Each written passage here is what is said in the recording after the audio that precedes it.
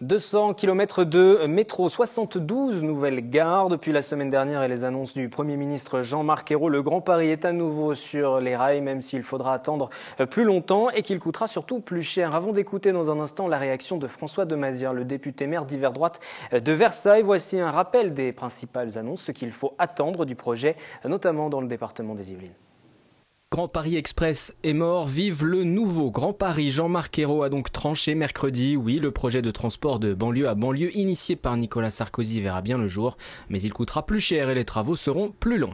Dans le détail, 200 km de lignes vont voir le jour ainsi que 72 gares. Le coût global est de 29,5 milliards d'euros contre 20 milliards initialement annoncés. Le financement n'est pas totalement finalisé, il se fera par une redistribution de certaines taxes touchant les entreprises et aussi par une contribution de plusieurs millions des collectivités locales. Mais le Premier ministre a aussi évoqué la possibilité d'augmenter les amendes forfaitaires de stationnement de 17 à 35 euros. Concernant le département des Yvelines, des ajustements ont été opérés sur le projet initial. L'ancienne ligne verte a été baptisée ligne 18. Elle reliera Versailles-Chantier à Massy-Palaiseau en passant par Saint-Quentin en Yvelines et ne sera achevée qu'en 2030.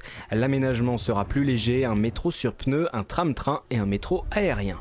Cette ligne 18 permettra en tout cas de desservir Saclay, appelé à devenir un pôle de compétitivité incontournable avec ses entreprises et ses centres de recherche et de formation. L'enjeu est de taille avec ces réalisations. Le gouvernement entend permettre à la région de rivaliser avec les principaux pôles économiques mondiaux en réduisant les temps de déplacement.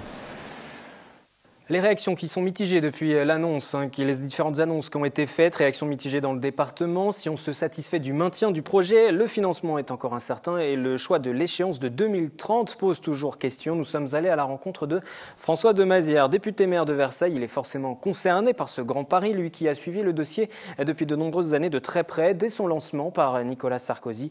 François de Mazières était alors président de la Cité de l'Architecture. Nous sommes donc avec le député maire de Versailles. Bonjour François de Mazières. Bonjour. Merci de nous recevoir dans votre hôtel de ville. On va parler donc du nouveau Grand Paris, puisque c'est dorénavant comme ça qu'il faut appeler ce projet, le nouveau Grand Paris. Votre réaction qui n'a d'ailleurs pas tardé, vous dites c'est de la poudre aux yeux.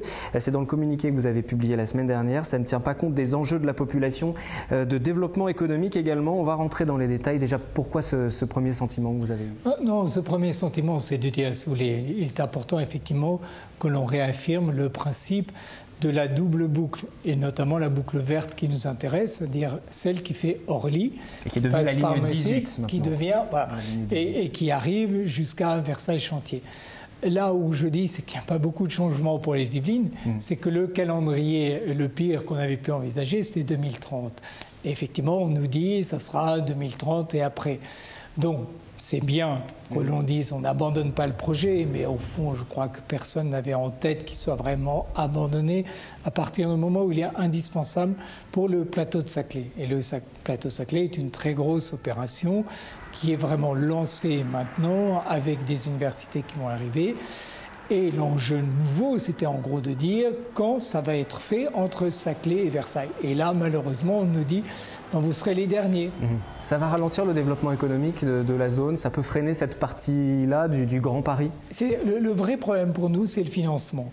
Il faut savoir qu'aujourd'hui, les entreprises de la ville nouvelle, de Saint-Quentin, comme de Versailles, sont appelées à financer la construction du métro du Grand Paris de façon importante.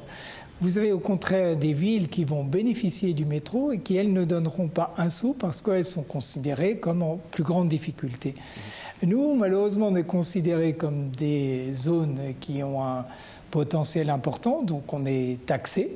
Et en même temps, on nous dit le métro viendra, mais il viendra tard, il faudra attendre. Bon, ces entreprises que vous avez rencontrées, avec qui vous avez échangé sur ce bassin de Versailles, de Saint-Quentin en Yvelines, s'en inquiètent, pourraient partir sur d'autres zones? Il faut être très clair, si vous voulez, qu'il y a deux choses. Il y a les entreprises qui sont installées. Pour elles, c'est une charge. Ensuite, elles vont donc faire un bilan coût-avantage. Le fait du déménagement coûte cher. Mais par contre, il faut que vous songiez aux entreprises nouvelles qui veulent s'installer.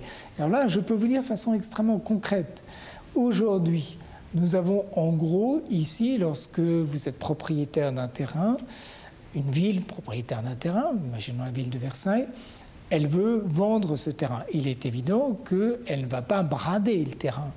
Eh bien, en gros, si vous faites du logement, vous allez récupérer aujourd'hui pratiquement 4 à 5 fois plus. Pour le mètre carré, il sera vendu 4 fois plus cher si vous faites du logement plutôt que l'activité économique. Tout simplement parce que vous avez non seulement le fait que l'on vend moins cher si vous faites de l'activité économique plutôt que du logement, mais en plus vous avez la taxation pour les mètres carrés qui sont construits pour du bureau. Voilà, ça fait beaucoup. Alors quelle alternative, quelle solution possible en tant que député d'opposition? Est-ce que vous pouvez encore vous faire entendre? On a entendu beaucoup Valérie Pécresse aussi. Alors nous, si vous voulez, ce qu'on peut dire, c'est que donc il y aura ce métro prévu en 2030. Bon, qu'il soit fait déjà. Parce que vous savez, quand on est sur des dates aussi lointaines, on a un peu peur de se dire bon, on a fait la promesse, ça ne coûte pas grand-chose à faire, et puis on verra plus tard. Donc nous, bon, ok, on annonce une date qui est pour nous trop tard, et on veut être sûr qu'elle soit tenue. Deuxième élément, c'est que d'ici 2030, il faut avoir des mesures, on va dire, moins lourdes financièrement, qui sont un peu des mesures d'urgence. Comment désenclaver le plateau de Satory? Comment améliorer les liens qui sont aujourd'hui compliqués entre l'université de Versailles Saint-Quentin, qui a deux pôles, le pôle de Versailles et le pôle de Saint-Quentin, et vous savez que ce n'est pas simple. Voilà, ce sont les questions concrètes sur lesquelles il faut réfléchir. Avec toutes les annonces qui ont été faites également, la question du logement aussi a été évoquée, c'est l'acte 2 du Grand Paris. En dehors des transports, Jean-Marc Ayrault qui a rappelé 70 000 logements neufs par an, avec une cible privilégiée les classes moyennes. Ça, c'est une bonne perspective aussi, ce qui concerne le logement, le développement sur votre secteur par exemple. Je crois que tout le monde est d'accord pour le logement, mais là on revient toujours à la même chose. Comment voulez-vous, alors nous qui habitons sur cette zone, comment voulez-vous aujourd'hui imaginer, avec déjà les encombrements qu'il y a sur tous les axes de circulation, que l'on voit le nombre de logements croître de façon très importante, sans qu'on ait au préalable posé la question des transports et des transports en commun. Et c'est ça notre problématique sur le calendrier. 70 000 logements, dont une partie sur l'ouest de l'Île-de-France, pourquoi pas? Mais donnons-nous les moyens de le faire. Et là, si vous voulez, où j'ai une vraie préoccupation, c'est que nous avons aujourd'hui, par exemple, sur la ville de Versailles et Versailles-Grand Parc, un problème de foncier. Le foncier disponible est rare. Sur une ville comme la nôtre, le foncier est même très cher. Et le premier propriétaire, c'est l'État. Alors l'État a voté une loi en disant on va mobiliser les terrains de l'État. Mais je vois très concrètement, moi, sur le terrain, qu'est-ce qui se passe ici à Versailles? Il y a des anciens terrains ou des immeubles appartenant à l'État qui sont vendus. Et bien, quand l'État vend aujourd'hui, il ne met pas la clause des 25% logements sociaux. Et moi, je dis concrètement, comment voulez-vous qu'on arrive à faire nos villes où nous sommes déjà à presque 18% logements sociaux? On va passer la règle à 25%. Mais si l'État, quand il vend ces terrains, n'intègre pas la contrainte des 25% logements sociaux, ce n'est pas possible. Donc il faut commencer à ce que l'État montre l'exemple et quand il voit un terrain, prévoit la clause des 25% logements sociaux et auquel cas on arrivera à avoir une politique qui soit totalement cohérente. Mais c'est peut-être un peu plus technique là, mais il y a une création normalement d'une commission, zone urbaine de Paris, qui va être mise en place avec les présidents des intercommunalités. Effectivement c'est un peu plus technique, mais vous en pensez quoi ? Je pense qu'il faut faire attention aux grands machins. Vous voyez, c'est ce que je remarque, c'est qu'aujourd'hui... Est-ce que ça permettrait d'impliquer les élus peut-être un peu plus? Surtout ce que je vois, c'est que les élus véritablement responsables politiques du logement, ce sont les maires. Et là, on est en train de faire des grandes réunions. Mais c'est quoi ces grandes réunions? Concrètement, la gestion de l'urbanisme, elle est faite au niveau des mairies. Que l'on laisse les mairies travailler... Et les maires ne sont pas des irresponsables. Les maires savent qu'ils ont besoin de toutes sortes de types de logements. Et là, on arrivera à être efficace. Mais là, on crée des commissions sans arrêt. Et chaque fois, on en crée une autre. Je suis parlementaire moi-même, je suis député. Je suis affolé par les règles qu'on est en train d'imposer. Chaque fois, vous avez une nouvelle commission et c'est des heures perdues. Et vous avez une nouvelle compétence et on ne sait plus qui fait quoi. Donc là, ce qui m'ennuie, et dans le nouveau projet de loi sur l'acte 3 de décentralisation, il y a un nombre de commissions qui sont créées qui est absolument incroyable. Donc soyons simples, laissons travailler les gens, laissons les villes exercer leurs fonctions et là, je pense qu'on avancera. Et la présentation du projet de loi de décentralisation, c'est le 10 avril normalement, ce sera fait en Conseil des ministres. Merci François de Mazières pour ces précisions. Je rappelle votre point de vue sur ce projet du nouveau Grand Paris, vous l'avez évoqué, c'est un projet déséquilibré. Vous venez nous expliquer aujourd'hui. Sur le calendrier. Sur le calendrier principalement. Merci à vous.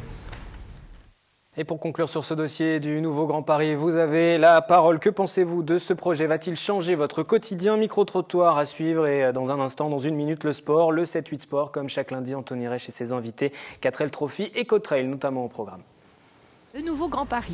C'est vrai qu'on est un peu éloigné nous ici, mais pourquoi pas si on y va plus facilement, si c'est plus facile à joindre tous les quartiers. Déjà, si ici on était un petit peu mieux desservi, ça serait pas mal. C'est pas une mauvaise chose, simplement il falloir respecter l'environnement. Ça sera à l'extérieur, il y aurait peut-être fait mieux une étude, j'allais dire, plus souterraine, voilà. Je trouve que la circulation est trop importante et saturée dans la région et je pense que ça aérerait beaucoup et voilà, je suis tout à fait pour. Je pense que c'est bien, c'est comme ça on pourra aller circuler plus facilement de Montigny à Paris justement. Parce que là c'est plutôt galère, on doit aller par exemple jusqu'à la Défense pour ensuite circuler dans Paris. Donc je pense que c'est un projet utile et qui va permettre à la ville de se développer un peu plus aussi. Que nous parlons de transport, une dernière information, le trafic est toujours perturbé sur la ligne C du RER, les lignes Paris-Plaisir-Grignon en cause un défaut d'alimentation électrique à Porchefontaine. Les trains reliant Saint-Martin-d'Étampes à Saint-Quentin en Yvelines sont terminus Viroflay-Rive-Gauche ou Chaville-Vélizy. Le trafic aussi perturbé sur la ligne U, la Verrière, la Défense et la ligne N, Plaisir-Grignon-Paris. Les trains sont supprimés, un service de bus est mis en place entre Plaisir et Dreux, également Plaisir et Épône-Mézières avec desserte des gares intermédiaire. Retour à une situation normale au cours de la soirée aux alentours de 21h ce lundi. On passe au sport à présent.